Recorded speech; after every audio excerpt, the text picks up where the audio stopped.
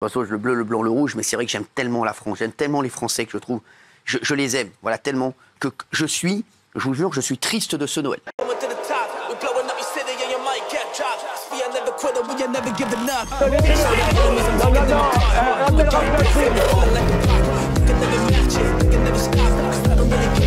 Vous fumez, monsieur?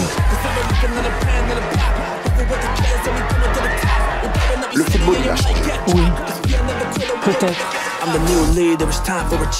Ouais, c'est Laurent Delamousse, bienvenue aujourd'hui pour une nouvelle vidéo et j'espère que tout le monde va bien. Aujourd'hui, on va parler de la polémique autour des interventions de Macron sur le territoire de Mayotte. On va parler du coup de gueule de Cyril Hanouna, d'un incident lors d'un match de basket et de bien d'autres sujets encore. Avant de partir pour cette nouvelle vidéo, c'est le moment de soutenir la chaîne et moi-même en mettant votre plus gros pouce bleu, votre meilleur commentaire. On n'oublie pas de s'abonner et d'activer la cloche pour pas rater les prochaines vidéos. On fait de même sur la chaîne principale, la chaîne Mousse. On me rejoint sur Insta, sur TikTok, sur Twitch où il y a un live ce soir à 21h30.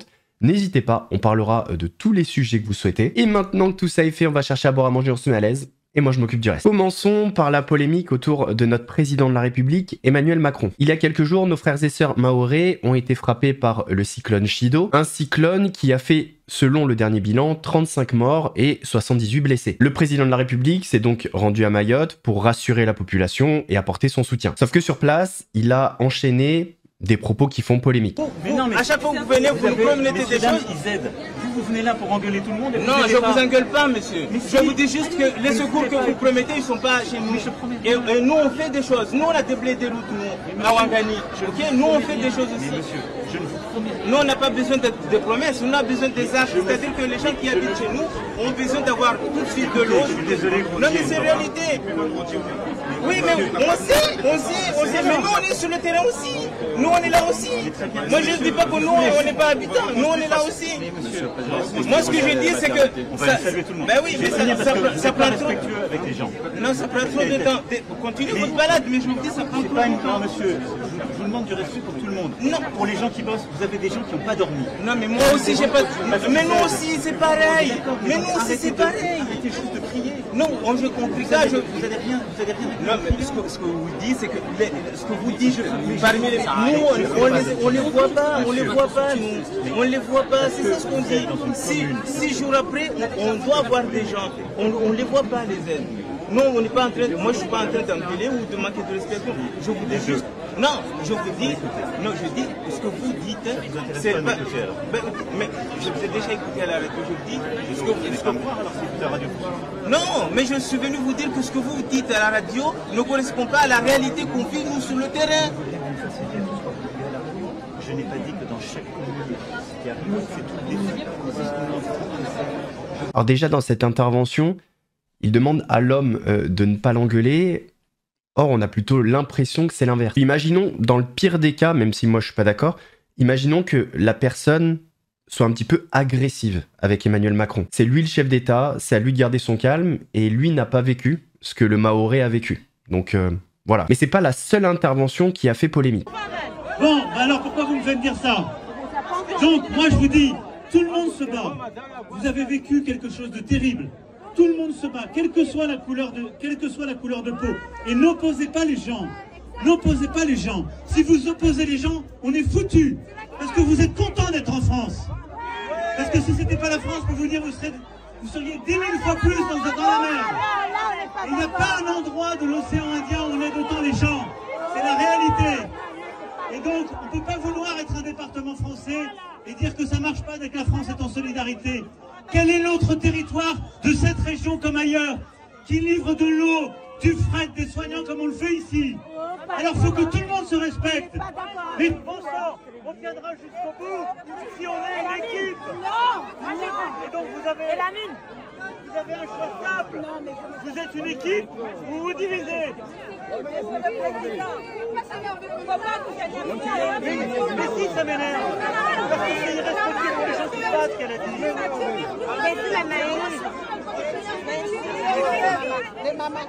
Et donc, il n'y a plus le micro, je vais crier plus fort. Juste, ce passage, notamment le début, ça me fait penser à cette réplique devenue culte. La France, tu l'aimes ou tu la quittes. Réellement, ça m'a fait penser à ça. Je pense que ce qui passe mal réellement, c'est que les Mahorais ont besoin d'être rassurés, soutenus, ils ont besoin de sentir qu'ils sont français et on leur fait sentir qu'ils sont un problème. Et ça, c'est en grande partie à cause du ton et des mots utilisés par Emmanuel Macron. Enfin, en tout cas, moi, de ce que je vois. N'hésitez pas à me donner votre avis. On va parler maintenant d'une candidate de télé-réalité qui à la base était dans la musique, Myriam Abel. Bon, c'est pas trop important de savoir qui elle est. Ce qui est marrant, c'est que je suis tombé sur une intervention d'elle chez Samzira, et elle parlait de Jessica et Maëva Ganam. Et dans son intervention, elle va aborder un sujet, celui de la chirurgie esthétique, et on peut un petit peu comprendre ce qu'elle veut dire, mais c'est sacrément culotté quand on la voit avant et maintenant. Quand on me dit sans arrêt tu fais de la chirurgie, je dis non, je fais pas de la chirurgie esthétique, je passe pas au bloc opératoire, j'ai pas fait une liposuction, j'ai pas fait mes seins, je fais des petites injections de temps en temps, une fois tous les 6 mois, pour avoir bonne mine. C'est pas la même chose, nuance. Non. Alors pourquoi prendre pour exemple Jessica Thivenin et Maëva Ganam en disant qu'elles sont défigurées? Parce que c'est des clichés, ces filles. C'est les 2 clichés où elles sont... c'est abusé, quoi. C'est pas un peu des balles perdues pour elles, les pauvres, elles ont rien demandé. Et... Franchement, c'est pas... Moi, je trouve ça un peu méchant de les name dropper comme ça alors qu'elles ont rien demandé. Pour moi, c'est les nanas qui sont au devant, comme on dit, au devant de la scène, qui sont les plus représentées et qui font partie, entre guillemets, des meufs bankable dans l'influence. Et je trouve que c'est celles qui sont le plus... Elles sont très, très, très populaires, non? J'y connais rien. Si. Elles sont très populaires. Et physiquement, elles sont... Moi, je suis choquée. En fait, je pense que c'était pas forcément visé en plus envers Maëva Jessica, c'est juste, voilà, pour dans donner... le sens que c'est les personnages qui reviennent souvent. D'ailleurs, on en parlait, on a vu une photo de Jessica dernièrement où elle s'est fait déglinguer sur les réseaux. Ce sera un sujet tout à l'heure. C'est juste que moi, je voulais dire, mais laissez-moi tranquille, j'ai 43 ans. Ouais, mais est-ce que tu n'aurais pas pu dire... Allez plutôt poser la question à ces jeunes femmes qui font ça depuis qu'elles ont 20 piges. En fait, ce qui t'a été reproché, c'est de tirer des balles perdues sur Maëva Ganam et Jessica Thivenin. En vrai, tu aurais pu dire la même chose, sans dire, elles sont défigurées.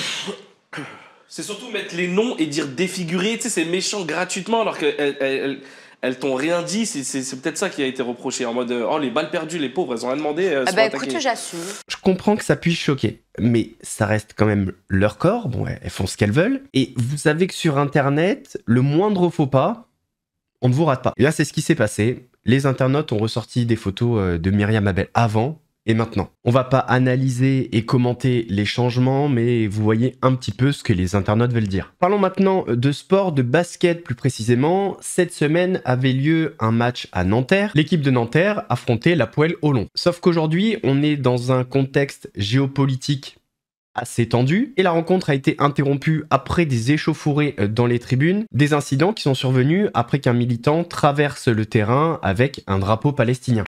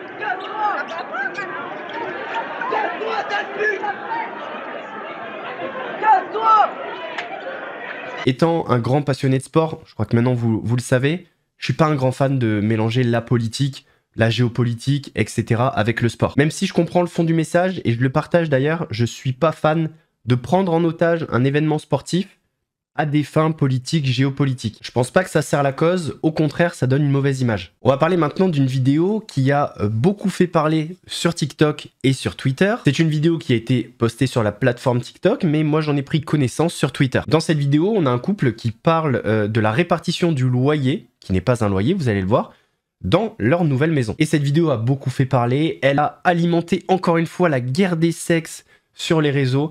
Les hommes et les femmes se sont opposés. Et honnêtement, je trouve ça fou, mais ça en dit tellement sur le monde dans lequel on vit. Plein de domaines où voilà, il y a de l'inégalité, etc. Et je comprends que ça fasse débat.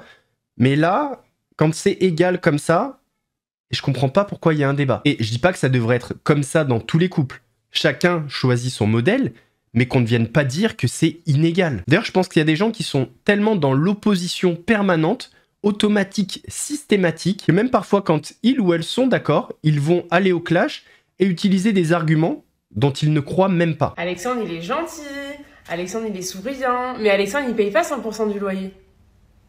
Il fait 50-50. 50-50. Et parce que c'est pas un loyer, mais c'est une mensualité de prêt. Ouais, mais ça veut dire que tous les gens qui ont fait la traîne, ils sont en location? Franchement, les femmes, non mais les femmes qui ont un mari qui paye 100% du crédit, c'est jackpot. Ouais, ça me paraît un peu bête. Hein. Pourquoi? Parce qu'en cas de séparation, sur le contrat, à moins que ce soit notifié différemment dans l'acte d'achat, ouais, c'est 50-50 à la séparation. C'est-à-dire que si toi tu payes tout le crédit de la maison qu'on a fait... Et qu'on se sépare, tu prends la moitié de la valo de la maison. Alors que j'ai rien payé. Alors que t'as rien payé. Ok. Donc vu que là, notre maison, actuellement, on l'a achetée à 2 à la banque, bah du coup, bah moi je rembourse 900 € par mois toute seule. Ah, tu donnes les montants? Bah ouais, hein. Et toi tu rembourses 900 €. Voilà. Et mon argent de poche, il est où? Bah y'en a pas. Donc pour toutes les personnes qui sont à crédit, n'hésitez pas à nous dire en commentaire si vous faites 50-50 comme nous, ou si c'est tout votre mari qui paye. Honnêtement, jamais j'aurais accepté de faire ce type de vidéo. Le mec a été très gentil, je trouve. Parce que dites-vous qu'il y a pas mal de commentaires qui le font passer pour une pince, ce mec. Donnez-moi votre avis sur cette vidéo en commentaire. On terminera cette vidéo par le coup de gueule de Cyril Hanouna. Alors, Baba, il pousse son petit coup de gueule et vous savez quoi? Bah, je suis d'accord avec lui. En fait, c'est pas dur d'être d'accord avec lui. Il parle juste de notre réalité. Il parle d'ailleurs d'une réalité que lui ne vit pas. Mais voilà, en soi, dans ce qu'il dit, il n'a pas pris de risque. Il dit des choses qu'on dit tous les jours entre nous et qu'on sait déjà. Mais bon, je peux pas dire que je suis pas d'accord. J'aime tellement, vous le savez, je dis en vanne, je me lève tous les matins pour 3 fois. De toute façon, le bleu, le blanc, le rouge, mais c'est vrai que j'aime tellement la France, j'aime tellement les Français que je trouve, je les aime, voilà, tellement que je vous jure, je suis triste de ce Noël. Je suis triste de ce Noël et je trouve qu'il y a énormément de Français qui ont la boule au ventre de ce Noël. Et ça me fait de la peine. Je suis désolé. Et c'est vrai qu'aujourd'hui, ce sont les Français abandonnés. Il faut vite qu'il y ait un gouvernement, il faut vite que ça se bouge. Parce que là, franchement, on ne peut plus. On ne peut plus voir des Français qui travaillent du matin au soir et qui se disent on ne va rien pouvoir faire pour Noël, qui ne savent pas comment ils vont fêter Noël. Noël, c'est une joie, c'est une fête. Ça devient une galère pour beaucoup de monde. Il y a beaucoup de gens qui vont se mettre dans le rouge et qui se disent on va se mettre dans le rouge pour Noël, pour les fêtes de fin d'année, et en janvier on va payer les pots cassés. C'est insupportable. C'est insupportable, on n'en peut plus de voir des Français survivre, on veut voir des Français vivre. C'est insupportable. Il n'y a rien de pire, je crois, que le regard d'un enfant, de parents qui regardent leur enfant ouvrir le cadeau, l'enfant n'a pas le cadeau qu'il espérait parce qu'ils n'ont pas eu les moyens de... Mais au-delà de ça, même, moi, les mecs, les Français, c'est quoi? Il n'y a que des galères pour eux?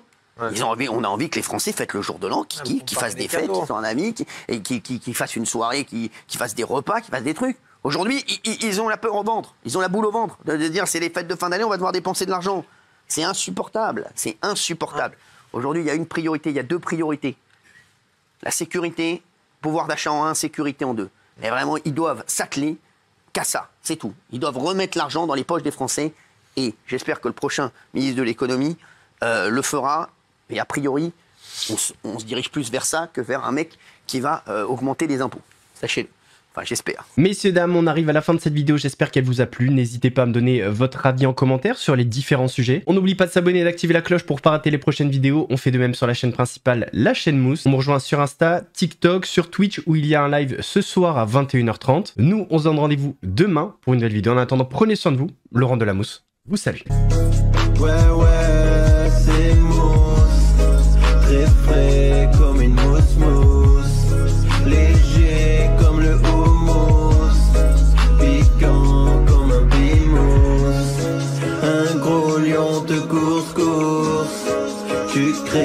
à la fausse j'arrive à la rescousse. Regarde, ouais c'est moi.